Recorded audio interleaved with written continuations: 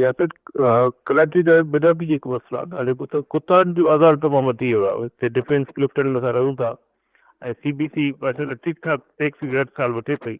पर कुता एतिरा घणा राति निंड नथी अचे अलाए ख़बर न आहे छाजो इंतज़ारु कनि था त अलाए केतिरा दिल्ली त 70 माण्हू जेको आहे सिर्फ़ु कराची में जेको आहे उन्हनि खे कुता चक पाइनि था अस्पताल वञनि था अस्पतालनि में जेको हालत लॻी आहे कराची जी हिकिड़ो अंगो लॻा पिया आहिनि जेको पूरे पाकिस्तान जो मरीज़ जेको आहे 3 करोड़ कराची जी आबादी 10 करोड़ ॿिया माण्हू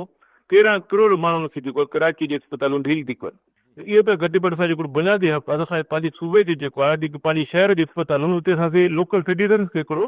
अलॻि सां काउंटर हुजे प्रियारिटी मिलणु खपे असां भला कॾहिं लाहौर में असां सोचूं था त लाहौर वञूं इस्लामाबाद वञूं त इलाजु कराइण लाइ पिशावर वञूं कोटिया वञूं होॾा वारा माण्हू अचनि था ठीकु आहे भली अचनि हिकिड़े इंसान ते न थी थिए तव्हां हुननि खे बिल्कुलु ट्रीट कयो पर असां जेके कुतबा विर ते वञूं था उते असां जेका हालत थिए थी ऐं लिमिटेड स्टाफ आहे जेका बजट आहे ॾिसो था चए त जीव 20 अरब आहे। अंग्रेज़ साहब ॿ ॻाल्हियूं तव्हां मुख़्तलिफ़ कयूं हिकिड़ो जो कुतनि जो अज़ाब तव्हां ॿुधायो अज़ार जेको आहे उहो कराची में बेतहा आहे सही पिया चओ ऐं कल्ह टियों ॾींहुं टाइम ते ॾिठो पियो TV ते त दादू में ई सिर्फ़ु हिकिड़े महीने में अलाए 2 महीननि में 600 माण्हुनि खे रोलू कुतनि डाड़े विधो ऐं ज़ाहिर असां वटि ही एंटी रेबीज़ जो इंजेक्शन्स अक्सर न हुजनि थियूं त एक्सपायर्ड हुजनि थियूं सो ही बिल्कुलु सही पिया चयो कराची खां कश्मीर ताईं तमामु घणा वाक़िया थियनि पिया ऐं शायदि को सीज़न बि हूंदो आहे कुझु इहे बि मामलात हुजनि था त को बि जेको बल्दियाती इदारो ही बेसिकली हुननि जा कम आहिनि हाणे कराची हेॾो वॾो ठीकु आहे साईं KMC आहे या CBC आहे या असां वटि ॿिया आहिनि इदारा जेके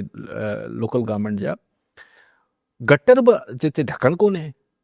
कुता जेके आहिनि उहे मारीनि पिया हॉस्पिटल्स में एंटी रेबीज़ न आहे ॻाल्हि इहा आहे त एंटी रेबीज़ बिल्कुलु हिकिड़ो इशू आहे पर पहिरीं त सुवालु इहो आहे त कुतनि जो को बिलो छो नथो थिए मतिलबु सिंध में जिथे किथे कुता फिरनि पिया हर क़िस्म जा कुता फिरनि पिया ऐं केरु हुन कुतनि खे पटो ॾियण वारो कोन्हे को रोकण वारो कोन्हे ऐं पोइ जॾहिं हू नुक़सानु पहुचाइनि था माण्हुनि खे त पोइ एंटी रेबीज़ न आहे ऐं हीअ अहिड़ी ख़तरनाक शइ आहे जो अगरि 24 कलाक या हाणे चवनि था 48 कलाक जो बि को डोज़ अची वियो मूंखे ख़बर न आहे पर कंहिं ज़माने में चइबो त 24 कलाक या एतिरे में ऐं कराची में सिंध में 2 माण्हू मरी चुका आहिनि हिन में हिकिड़ी ॿार हो सांघड़ जो ॿियो त छाकाणि त हू डोज़ नथो लॻे या अगरि एक्सपायर्ड हुजे थो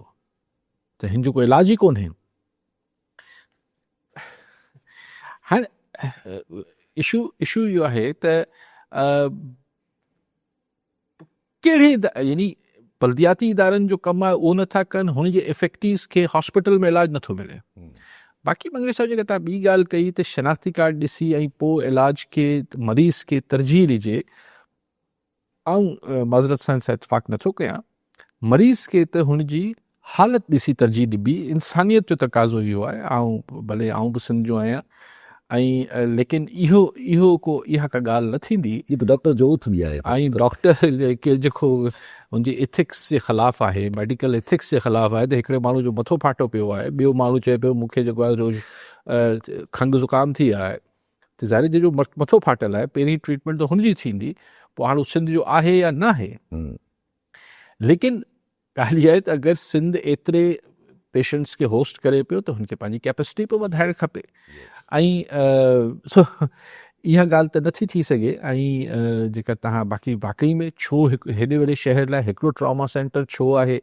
इंटीरियर में त उहो बि कोन्हे सिंध जे ॿियनि हिसनि में त ट्रॉमा सेंटर्स आहिनि ई कोन वजूद ई नथा रखनि ठीकु थियणु खपे। अली साहब जी का ॻाल्हि करे थो बिल्कुलु सही आहे 2012 जी ॻाल्हि आहे त ख़ादुम सुमरे साहब जी तबियत लाहौर में ख़राब थी त हिकदमि उनखे उतां जी दिलि जी अस्पताल जेका सरकारी हुई ॾाढी बहितर ठहियल हुई उन वक़्तु बि त जॾहिं हुनजो शनाख़्ती कार्ड ॾिठो त चए सिंध जो आहे त चई यार सॉरी तव्हांखे एतिरो कंदासीं त तव्हां सिंध पुॼी वञो बाक़ी तव्हांजो इलाजु न कंदासीं। इहा शइ ॿियनि सूबनि में बेमिज़ाज था आहे दलेर जेकॾहिं निस्तर हॉस्पिटल खां मुल्तान पहुची वञो सही अगरि लाहौर में कंहिं सिंध जे डोमिसाइल शनाख़्ती कार्ड ॾिसी सिंध जे सिटीज़न खे हुते इलाज खां रिफ्यूज़ कयो आहे त वॾो बेशर्म डॉक्टर हुओ ऐं वॾी बेहयाई जो कमु आहे ऐं इहा दर्स नथो ॾेई सघां साईं मंगरू साहिब चयो हिकिड़ी साउथ सिटी हॉस्पिटल या सही सवाल इहो आहे त जेके असांजे प्राइवेट हॉस्पिटल्स आहिनि